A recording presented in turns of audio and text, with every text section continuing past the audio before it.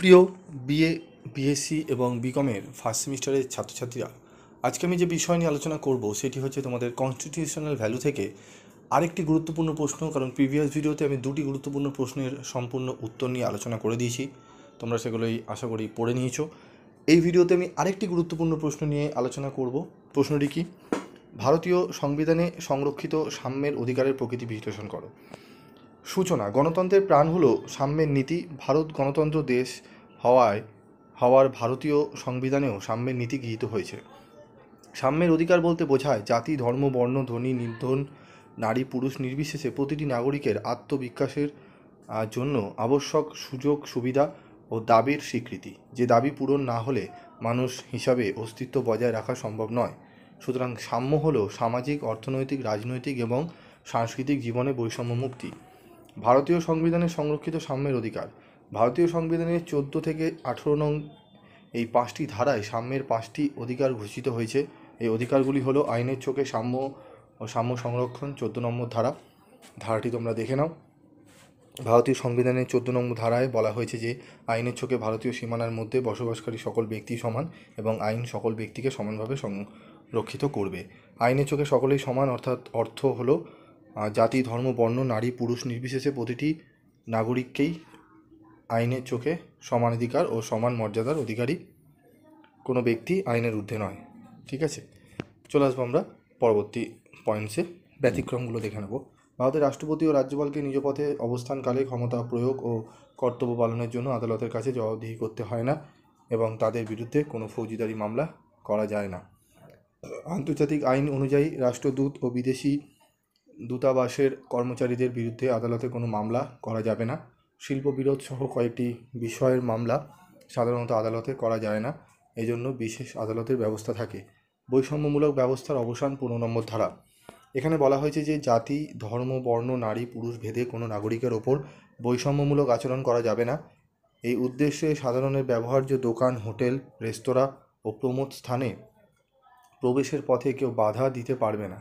এছাড়া নলকূপ, জলাশয়, পথঘাট প্রভৃতি ব্যবহারের ক্ষেত্রে সকল ব্যক্তি সমাজ অধিকার ভোগ করবে। এক্ষেত্রে কাহাকেও বঞ্চিত করা যাবে না। ব্যতিক্রম: রাষ্ট্র জনগণের স্বার্থে কতগুলি বিধিনিষেধ আরোপ করতে পারে, যেমন উপরোক্ত স্থানে ছোঁয়াচে রোগযুক্ত ব্যক্তিদের প্রবেশ নিষেধ করতে পারে, স্ত্রী ও শিশুদের জন্য বিশেষ সুযোগ সুবিধা দান করতে পারে, সামাজিক ও শিক্ষাগত দিক থেকে অনগ্রসর তপশিলি উপজাতিদের জন্য উন্নতিকল্পে বিশেষ ব্যবস্থা গ্রহণ করতে পারে। সরকারি চাকুরিতে সাম্য: এই ধারায় বলা হয়েছে যে সরকারি চাকুরির নিয়োগের ক্ষেত্রে জাতি, ধর্ম, বর্ণ, নারী, পুরুষ, বংশ, জন্মস্থান ভেদে সকলের সমান অধিকার থাকবে। এদের প্রতি কোনো বৈষম্যমূলক আচরণ করা যাবে না। ব্যতিক্রম: সরকার আইন প্রণয়নের মাধ্যমে অনুন্নত শ্রেণীর নাগরিকদের জন্য কিছু সরকারি চাকরি বা পদ সংরক্ষণ করতে পারে। কোনো ধর্মীয় প্রতিষ্ঠানে চাকরির ক্ষেত্রে সংশ্লিষ্ট ধর্মীয় ব্যক্তিদের জন্য আসন সংরক্ষিত থাকতে পারে। অস্পৃশ্যতা দূরীকরণ 17 নম্বর ধারা। দেখে নাও ধারাটি। এই ধারায় বলা হয়েছে যে অস্পৃশ্য বলে কোনো ব্যক্তিকে বিশেষ কোনো সুযোগ সুবিধা থেকে বঞ্চিত করা যাবে না। ব্যতিক্রম: এখানেও ইহা ভারতীয় সমাজ জীবনে দুষ্ট ক্ষতের মতো অস্পৃশ্যতা টিকে রয়েছে। আজও জাতিভেদ প্রথা সমাজের বুক থেকে মুছে গিয়ে সাম্য দেখা দেয়নি। আজও উচ্চবর্ণের কাছে নিম্নবর্ণের লোকেরা নির্যাতিত হচ্ছে। দেখে নাও উপাধি বা খেতাবের বিলোপ সাধন 18 নম্বর ধারা। ব্যতিক্রম এবং এর মূল্যায়ন।